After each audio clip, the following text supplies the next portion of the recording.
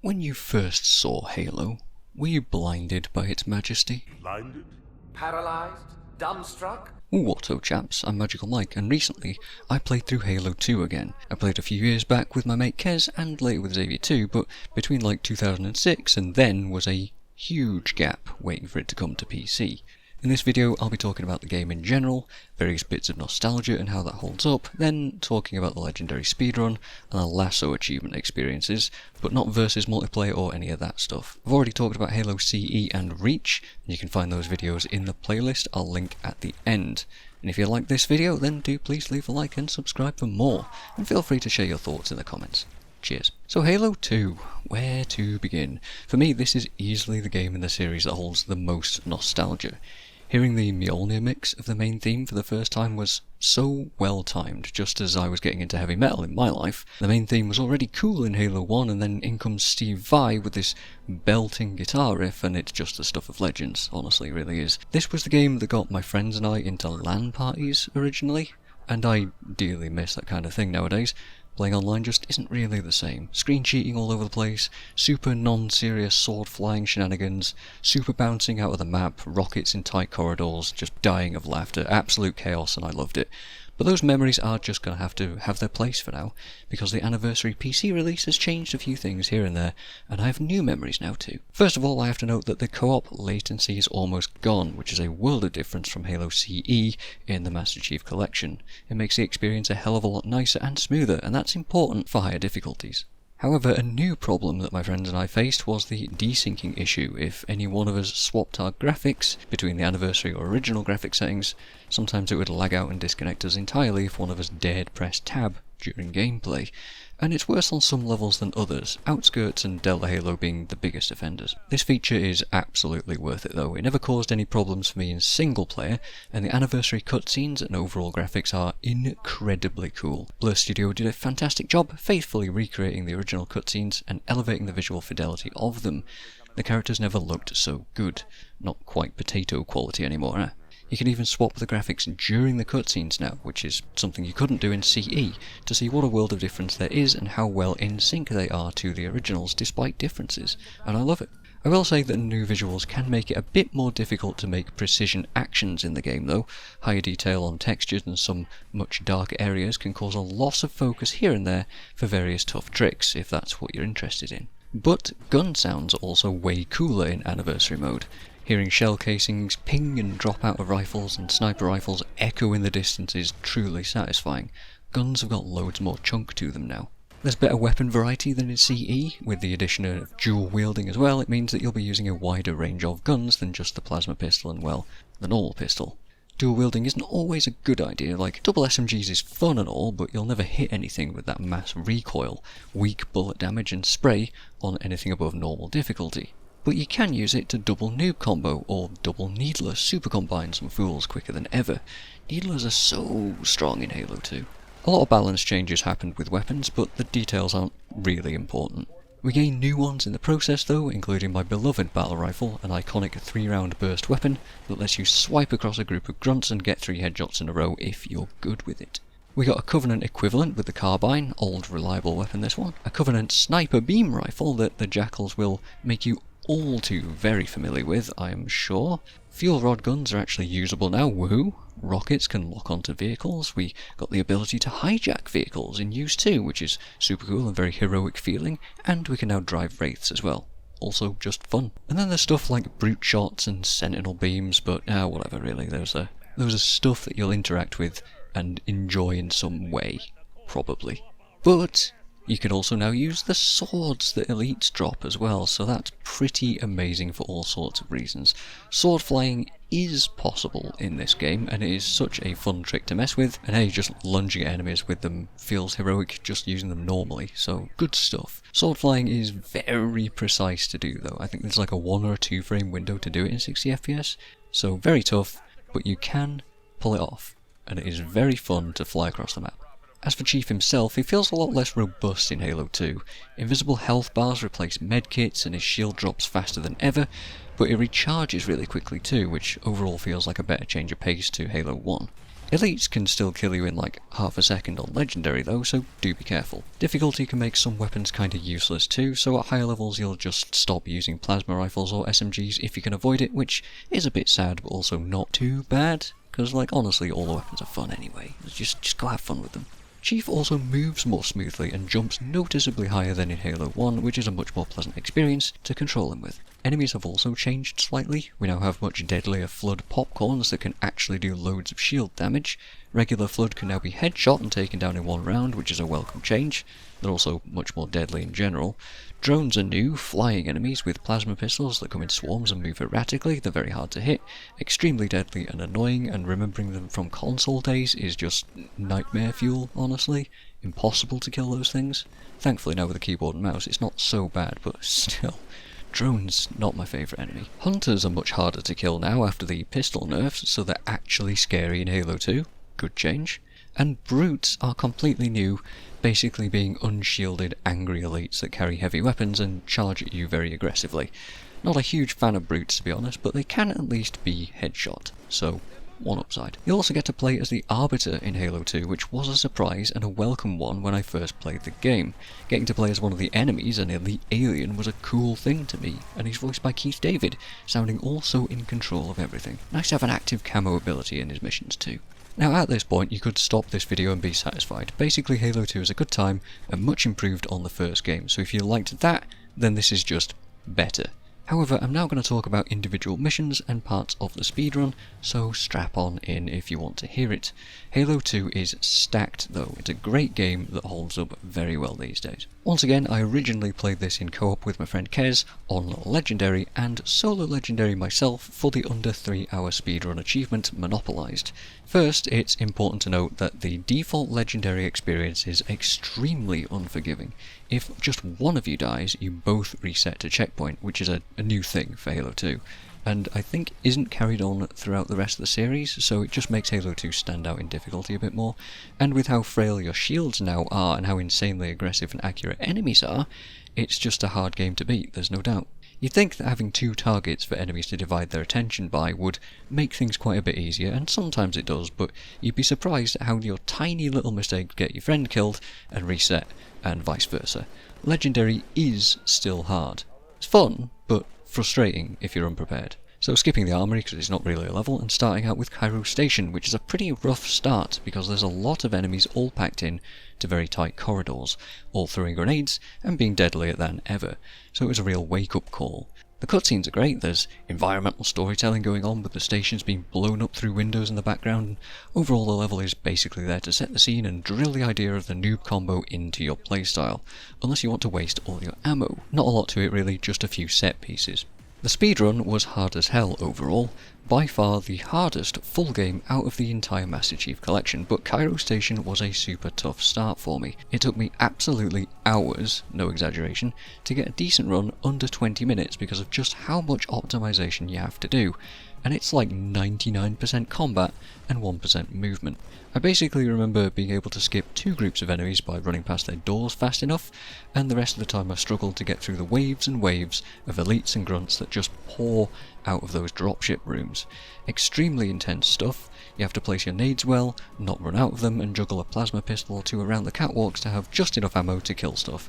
It is almost entirely about being good at the combat.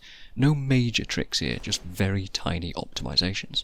Outskirts was next, and instantly we remembered how to get out of the map. It's funny that even as kids we managed to find ways to get out onto the rooftops and avoid all the combat in most of the level, and that it was memorable enough to do it again 15 years later or so. So yeah, we cheesed the hell out of this for the fun of it, but I personally went back later to experience the back alley segment and the introduction of Jackal snipers to see if all the memes held up. And they do. You die, you die, you die, you die, you die, die, die, die, you die, you die, you die a lot. It's a great time. But you do die a lot. Oh yes. Anyway, the whole level is pretty easy, even for the speedrun. Just a couple of well-placed rockets on ghosts, and then just full throttling your hog through the tunnel section and hoping that you don't get melted by the transport vehicle cannons. Honestly, there's not a lot to this one. It's cool to see the Scarab blasting holes in the place though. Metropolis was up next, and once again I'm reminded of just how cool Johnson is. I'm glad Bungie decided to make him a real character in Halo 2. I'm not going to talk much about the cutscenes because they're all badass and I need not say any more, but this one gets a mention. Oh, I know what the ladies like. So here's a tank, go forth as rolling thunder and destroy anything in and around the general vicinity of your path. Solid introduction to the new Scorpion, love its more accurate turret, blast everything, glitch it through the tunnel and force it into places that it definitely shouldn't be able to get into, a Halo staple by the way, and then do the same with the Warthog and drive through the next arena section gleefully, grabbing a Ghost Hog for good measure, and move on even further. The speedrun relies entirely on getting the Hog through all of that extremely quickly, which is tough because you're not killing any enemies, so it's fiddly to do and caused many restarts. You can also glitch a Banshee through some holes to fly up to the Scarab gun for some fun times, if you didn't know that existed. The last part with the Wraiths in the streets and facing the Scarab head on is still cool to see as it blasts stuff and steps over buildings, and boarding it with heavy weapons and clearing it out like a hero is peak Halo gameplay. The speedrun here was extremely tough because it relied on pulling off 2 perfect grenade jumps onto a pole and then off of that on top of the moving Scarab early on, riding it over the top of the buildings and into the canal section and shooting through the walls of its front section by glitching your head through the front of it. Very difficult to do, very precise stuff, and it involved doing many resets to achieve this. So many. And after that the game shifts gears a bit and introduces the Arbiter. You get a cool insight to how the Covenant looks outside of combat, and then you get shoved into a mission with them as allies for the first time. I don't really rate the level very much. Arbiter feels like a classic Halo 1 level with its corridors and linearity. You do get a good chance to get familiar with fuel rods and the carbine though, even the beam rifle a little bit, and swords, which are all very fun to use. Going fast here was once again quite hard, tons of little optimizations here and there like pressing elevator buttons through walls to drop down faster, skipping through enemies with stealth, killing the right enemies in the right order to make trigger points work for you better, and then, like I just said, adding stealth optimization in too, making sure that you use it in the right places to skip the most combat or the most difficult groups. I got stuck in the tunnel section after the hangar for about a couple of hours due to how tight the movement really is. If you're really good, you can sword cancel through a lot of the level, but I find it quite hard to do. Needler grunts are right little monsters too, so painful. Oracle follows right on from the end of that level. We get reintroduced to the Flood. Oh good, and they're more fun to fight now. Oh good. But there's a long-ass elevator section to defend through, with the threat of your allied elites whacking you with their swords or grenades, which they will do a bunch. One of the few times that you'll use a sentinel beam too, because in the speedrun you'll jump into the rafters of the previous room to kill all the popcorn flood as they spawn in with it. You can skip the elevator section by dropping onto some support beams too, which is very precise, and you'll slip off them a bunch, wasting quite a lot of time. There's more combat-based rooms after that, and weirdly, a boss fight at the end of the level, which is new for Halo, but we cheese it by becoming invulnerable. There's a super easy trick in the second elevator room where you wedge yourself underneath it as it comes down, which then flings you way far upwards and for some reason makes you unkillable for the rest of the level, making the last half of the speedrun extremely easy. After that it's back to Chief and back to Halo, but now in Delta flavour. Ooh. Doing this level properly is pretty great stuff. It's huge, it's open arenas, vehicle sections, power weapons, tanks, ghosts and sniper sections. It's everything that makes Halo Halo. I rate this level very highly, despite not having much to say about it. For Monopolized, you can get out of bounds within literal seconds again, and with some specific pathing, you can trigger all the loading zones, steal a ghost, grenade jump over a chasm with it, or use a bridge if you like, because I was never able to do that grenade jump, and speed through a bullet hell of many ghosts in a tight area, do a 180 after a load zone, drive up a cliff, launch over a gap, drive super carefully down some vertical walls, and casually end up at the end of the mission in just under 5 minutes. A shorter run than the other levels for sure, but really intense with tricks and precise driving technique. Took me a long time to get a good run, but an average run is very easily attainable, actually. Regrets. Because the last boss fight wasn't really tough, here is regret. But first you gotta get to him, and you'll have to fight a ton of hidden, random spawning snipers first. The gondola sections in this level are iconic, if perhaps a bit boring for modern standards, but they do interrupt you with tons of drones and jetpack elites. If you do all the intended gameplay here, this level is pretty long, but there's some insanely difficult skips to pull off to shorten it. Immediately jump up the ramp at the start, nade jump to the pillar, crouch jump up to the roof. Acquire targets on all 6 of the randomly aforementioned spawned jackals, then perform a precise grenade bounce across a gap that you're not supposed to be able to make. Get to the first gondola, throw a few precision grenades into the air while juggling them, moving on to the platform to spawn all the elites and enemies, and then trigger the gondola to start moving. At this point the grenades fall into place, hopefully sticking a couple of elites, while you stick yet another one as you back up, barely making it in time onto the gondola if you are perfect, sniping the remaining enemies, and hopefully everything dies. Does that sound like a lot? Because it was. It really, really is. And then after that, it's mostly about taking the right weapon for the right job and running through most rooms, sniping your way through the invisible elite room, juggling some weapons onto the final gondola, blowing up some banshees, and sniping some jetpack guys. Whew, but you're not done yet because the boss sucks. It is so hard to do Regret fast. There's no checkpoints, and you're constantly harassed by sword elites spawning over and over again, trigger happy grunts, and the occasional plasma rifle guard too. Hopefully you can scrape through and jump Regret quickly, maybe glitch some grenades onto him as you board for extra damage, and jump off of him before he dumps you into a mosh pit of elite guards. Regret was one of the hardest speedrun levels, but just imagine it on LASO. Oh, we don't have to. I'll talk all about that. But what follows is Sacred Icon, one of the most boring levels in the game. It's pretty much all the dull parts of Halo 1 in one level. Corridors and Flood. Nothing to it. Even the speedrun doesn't offer much here, mostly optimizing stealth again and taking out a couple of key enemies efficiently, like the grabber thing that I can never remember the name of at the end of the gondola, and the occasional random flood. All the time save is in the defense at the end. Just kill the waves as quickly as you can, and hopefully stuff doesn't get stuck in those pits, because it'll waste a ton of time if you don't notice. It is a good time to mess about with sword flying though if you feel like it.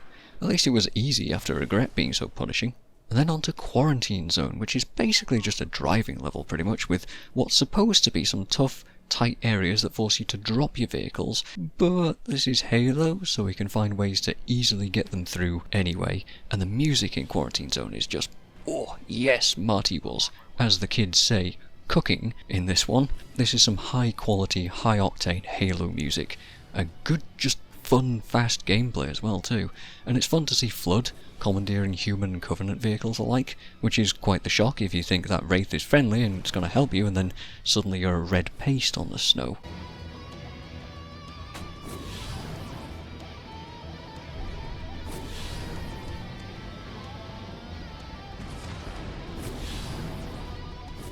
The speedrun relies on ghosts because they're fast, so you can launch one over a chasm for one tiny trick, climb a steep cliff for another, and stealth as you get into them to trick the AI, because invisible character in a moving vehicle makes it undetectable, according to the game.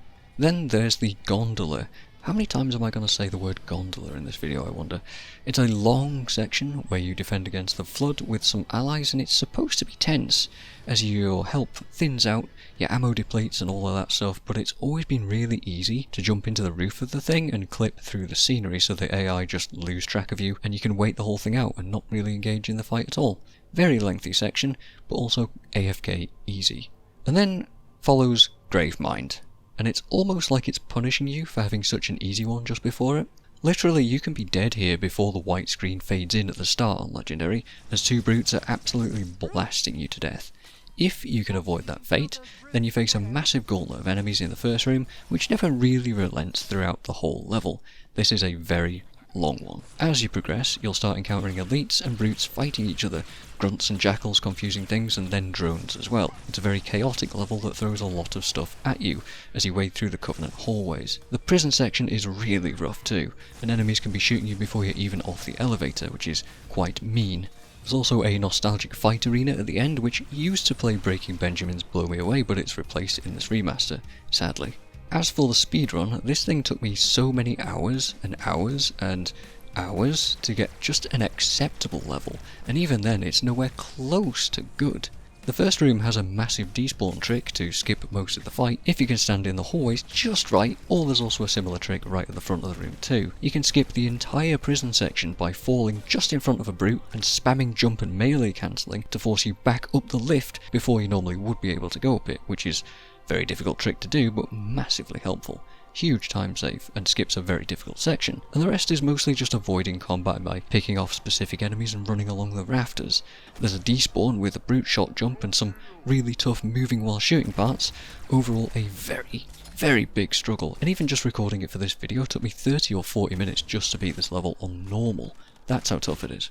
Uprising, though, seems to follow the give and take trend of these levels, as you get another one with a gigantic skip that makes it less than 5 minutes long. If you play it legit, you have so many brutes to kill and a huge section of snipers and vehicles to get through at the end, but of course, we didn't do that. So the speedrun is just a quick jaunt with a sword cancel to the first brutes, a few precise jumps, some stealthing, and then after blasting some guys with a fuel rod, you just kinda casually jump into a branch and walk casually over to a black spot on a texture which ends the level for some reason. Fun stuff. High Charity is our second to last level, last one with Chief though. This is just unbound chaos between 4 factions. The Flood get involved and the brutes and elites are in full fight mode. This is a super dark level compared to OG graphics, but there's not a lot of uniqueness to it beyond that point. It's mostly about cutting your way through the chaos and just appreciating that story beat, but it is still fun to play. The speedrun is almost the same, but you can skip past a lot of the combat as things are distracted with each other. There's a small sniping section with some drones, which is very tough to aim because they're moving right horizontally across your screen, and a key Flood that has a rocket launcher that you need to kill before it blows you up, so you can use it in the next room. And that's about it. Chief boards the Covenant ship, and it's over to RB to finish the job. There is also a gigantic speedrun skip that involves glitching a Flood and sword melee cancelling up into the roof somehow for like a couple of minutes. Very tough to do, I've no idea how to do it. Probably just go watch a YouTube video on that, it's very interesting. And on to the final, the Great Journey, another fun level including vehicle sections with wraiths, ghosts, banshees and a spectre for the first time. There's a fun moment where an elite pops his head out of cover that makes me giggle every time, but before that you blow your way through stuff to get to the parked scarab. Then you can fight through the corridors, unleash some friendly hunters from a prison to fight with, snipe some stuff over a bridge as a phantom harasses you, and meet Johnson as he boards and takes control of said scarab. You then escort it through the canyon at the start, blasting through on a banshee and reaching the final area of the game, the Tartarus boss fight. A pretty simple boss, but you have to wait for Johnson to lower his shield for you, and old Johnny boy isn't very accurate with his beam rifle, so a bunch of running around and you'll eventually get there. As for the speedrun, remove your ally from the Spectre, park it, steal a ghost and despawn the enemies at the Scarab by doing a 180 and just doing some easy driving stuff. You can even force the ghost through a lot of the level, jumping a gap with it or doing it on foot if you choose.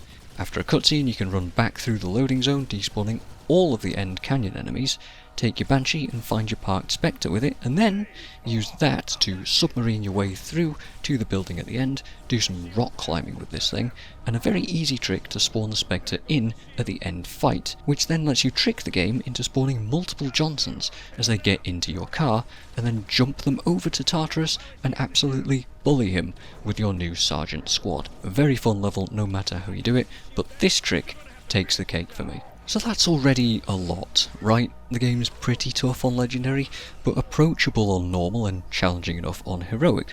Cool. The Legendary speedrun is really tough, but nothing, absolutely nothing, compared to the challenge of LASO. Legendary with all skulls on. One of the most famously difficult things in all of gaming history, at least up until this point. Halo 2 LASO has a reputation, and for good reason. It is rough. Don't even try this if you can't take a ton of punishment. This is a frustrating experience, no doubt. Here's what modifiers you're up against. Anger. Enemies fire weapons faster and more often. This is a double-edged sword for us. They'll kill you so fast. Here's an example. Yep, that quick, but will also overheat the weapons much more quickly, giving you mere moments to try and react to it. Assassin, all enemies are permanently cloaked. Yep, invisible, everything. So your bullets won't magnetize and your allies will pretend that they aren't being shot to death because they can't see the enemy. Great. Black Eye, only melee kills recharge your shield. It's not instant on hit like in CE, but you can gain 2 overshields if you can chain kills together. Also, funnily enough, some scenery objects can be killed for shields. Bit of a weird one. Blind, you have no HUD and you can't see what weapons you have out, so you better memorise what you've got and how many grenades you think you have. Speaking of grenades, we have catch, which makes enemies throw a lot more grenades, which gets extremely irritating after a while. Famine, which means all weapons have half the amount of ammo you normally would, which is much more annoying than it sounds, cause man, you're going to be running out of weapons. Ghost, which means enemies no longer flinch from attacks, which means that you can't just bully them in melee anymore, at least in theory. Mythic, which means enemies have increased health. 2 overcharged plasma pistols are required to remove elite shielding now, which isn't feasible most of the time.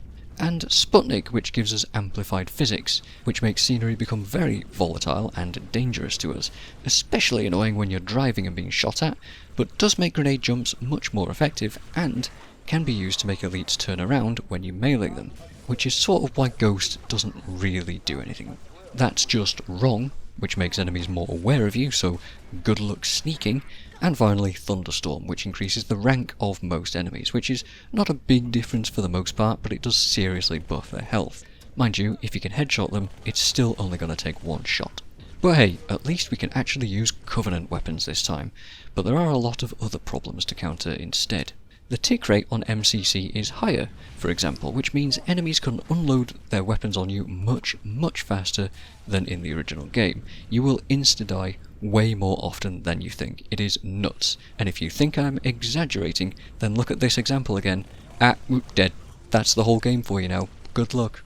So, individually, level by level. I won't detail everything here because it is seriously so much to do and there's so many other videos already doing it, but I'd like to highlight our struggles with specific parts and our strategies for beating it.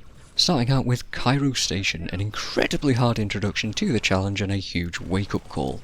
The attack at the start is enough to highlight everything, and this is what I'm going to show you and just go into other random bits for the rest of it, because even just trying this was, it took me a good number of tries just to get like a minute or 2 of usable footage here. We've got invisible enemies, useless allies, insta-kills and huge waves of death. The only way to get through this is to abuse the scenery and Johnson, melee assassinating elites. Grunts will still sometimes panic if you do this, so you can get a few kills as they attack your marines, and once you have a plasma pistol it gets a little bit easier to shoot them. Noob combos aren't that effective though, since elites take 2 fully charged plasma pistols to lose their shields, but it is still a viable strategy.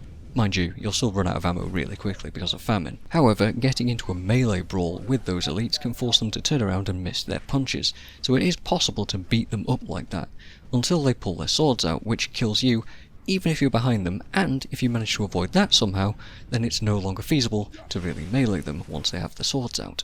The upside is that they won't shoot you anymore, so at least there's that. The rest of the level involves pushing Johnson through everywhere by stealing one of these said swords and slashing him constantly until he ends up in places that he shouldn't be in, and it draws the attention of the Covenant. He'll want to run back to the start of the level though, all the time, so you have to block his pathing with vending machines constantly. It's very, very annoying stuff, and we were stuck for literally hours on Cairo Station, especially in the dropship room because there are so many enemies, and Johnson can't even see them until you pepper them just a little bit. Basically, any single kill we could get was like 50-50 luck and 50-50 skill, and any mistake set us back minutes at a time. Just a bloody awful experience, a huge slog, but so satisfying to beat. Outskirts after that was thankfully very simple though, with a map breakout trick. We could just do that. Genuinely, there's nothing that hard here. If you can jump onto the ghost very early, then you can boost your way through the rest of the level like normal, and you'll still be gambling with jackal snipers and random deaths here and there, but for the most part it's not too bad. Metropolis involves using the tank very slowly to blow everything up at max distance, but first you'll grab the Warthog, skip all the way to the end of that section and then turn back, do a 180, go back over the bridge and then grab the tank because that'll despawn a whole load of enemies for you. You then take the tank and shove it through the tunnels to get some more use for it. After that we can do a really sketchy frag and rocket jump to get out of the map at the part where you'd normally get the Gorse Hog, and jump on a weird LOD version of the Scarab that drags you out of bounds and across some buildings to despawn a load more stuff. After that you can despawn the Wraiths in the streets by just kinda hanging out and waiting for a pelican to show up. The actual Scarab fight is just your typical Halo encounter stuff after that, and by this point you might actually be used to it after Cairo's Mega Gauntlet. It is just a huge brawl in there, but at least you got a few rockets to even things out here and there. The Arbiter level gives us mostly normal combat after that, but since we're fighting a lot of basic enemies, our carbine can still headshot for the one-shot kills, and you'll get given a number of beam rifle opportunities to delete tougher elites. We can also abuse invisibility for the first time, and we better get used to it because that skill is key in LASO. Still, mostly just combat. The Oracle involves a lot of waiting. There's large sections of waiting. Just like the Pelican bit from Monopolized, there's times where if you wait long enough, enemies just don't show up or forget that they have AI and become inoperable. The elevator section is a 2 to 3 minute wait with absolutely nothing happening, and then you can get onto it, have it drop, jump off and wait even longer, and then after a while do some precarious jumps to land on the tippy top of it, then onto the platform itself, and then skip down to the exit door, avoiding the whole encounter. After that we can trigger the next room and just kind of back out and wait for another 15 minutes real time. Yes, really, 15 minutes, and it'll skip that too, allowing us to run through it. There's a few areas like that in the game with weird timers attached, but the rest of Oracle involves us doing some more precarious jumps to avoid spawn triggers and reach the cable elevator, which we can do the invincibility trick on again, and the rest of the level is easy. The only real nuance to this is dropping back down afterwards to spawn the rest of the level back in, because if you get that wrong, well, you might just have to redo the whole thing. Unlucky. On to Delta Halo, and the strategy here is actually exactly the same as the speedrun. No notes, incredible stuff, easy level, cool. Regret. Well, we sure did, but honestly, we managed to get the god despawn trick to work just like in the speedrun, and it was even easier with the two of us, since the grenade tosses weren't as hard to nail on the first gondola, and after that it was just normal combat for the most of it and a lot of easy skips to do. A couple of sneaky jumps here and there, a few pincer attacks from the two of us to get the melees in, and sticking our heads in the walls during the last gondola rides to make enemies not see us, and boom, we were at the end building, which then took us many hours, actually. Clearing the entrance was tough enough because the elites have open ground on us, but after that a massive grenade and rocket jump sent me over the side of the walls and into the side window into the boss room, Sputnik coming in handy for height there. And I would then spend the next 20 to 30 minutes setting up Regret's arena to block off all the sword elite spawn points by punching around scenery in the room extremely slowly. And then we'd need to meet up together, with a few more elites blocking our way. There's still a few guys in the entryway, remember, and they killed us multiple times, and so I'd go flying back into the room and have to set stuff up again and again. And man, it was slow. It took an hour and a half of punching objects until we got super lucky enough to receive a checkpoint with all those enemies dead and the room actually set up with us together. And then Regret took us like 1,000,000 punches because of the mythic skull. Seriously, the fight was easy with just a grunt spawning every now and again, but Regret has so much health. Sacred Icon! Well, there's really only one trick here, doing a grenade jump to despawn a bunch of Flood, but for the life of us, we just couldn't do it right. We ended up just fighting through normally, which by this point wasn't bad. Since Flood can now be headshot in Halo 2, we didn't have much trouble if we just took it slow and methodically. Even the Flood defense at the end wasn't much harder than on normal difficulty. Not the worst time we had there. Positively easy after Regret, which might I remind you. Anyway, Quarantine Zone was the opposite of slow. Just speed through on ghosts just like on the normal speedrun. No problemo. And then AFK the gondola ride again. Seriously, an actually easy, doable level in LASO. Madness. And then Gravemind. Here we go again meme. Co-op made a few despawn tricks not work for us here, or we were just bad at doing them. We were able to skip some waves in the first room, covering multiple spawn points with our bodies, but not all of them. Mind you, charging brutes are easy to backsmack, and once you have a carbine you can still headshot them.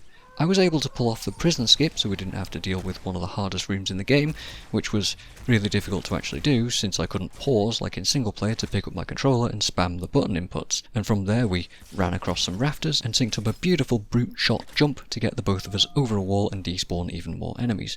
Whew, most of the hard stuff was over after that.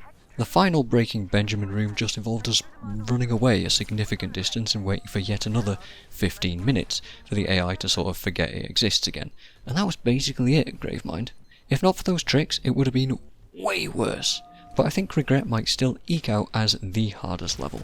Maybe. Uprising basically has no notes, no real difference from the speedrun at this point. We were just toughing it out and picking our melee timings better and getting better at headshots and all of that stuff. I'm terrible at shooting charging brutes, by the way. I remember that we got stuck on one checkpoint for like 30 minutes, but apart from that, just do the speedrun tricks, end it early, and Uprising's another kind of easy LASO level. I might have said that there's quite a few easy levels, but with the fact that Gravemind and Regret are so extremely difficult, you could have like 30 easy levels and it wouldn't make up for it. Despite that, High Charity we basically winged, not really thinking about any tricks to get through this because we thought we had enough experience to do so, and at this point, strangely, we were actually right about that. The only thing we did know about were the weird flood spore sacks that we could punch for shields, but the enemies didn't pose much of a threat to us and we could long range snipe or just run past a lot of them in this level, no problem. And finally, the Great Journey, and yes indeed, it has been. If anything, by this point, LASO should be pretty locked in if you've made it to here. We did all the speedrun tricks to despawn enemies and drive as much as we could, cleared out the bridge of jackals while they were poking their heads up, despawned the entire canyon for Johnson and picked our Spectre back up.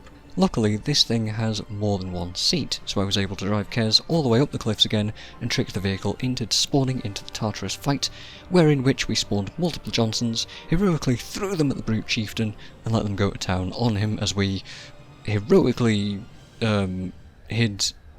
tactically took cover upstairs and peppered him with brute plasma rifles until we won the fight. GG, Halo 2 LASO. Done. In the bag. Finished. We got it. Oh, so that is Halo 2. And I can safely say I've played the hell out of this now. An excellent game, well worth picking up if you ask me, but maybe consider your sanity and reevaluate your life choices if you want to do LASO. We were very much changed men after that thing, let me tell you. So anyway, cheers for watching this massive ramble, and maybe I'll see you guys next time. Maybe also click on one of these videos. Huh? Maybe? No? It's your choice. See you guys.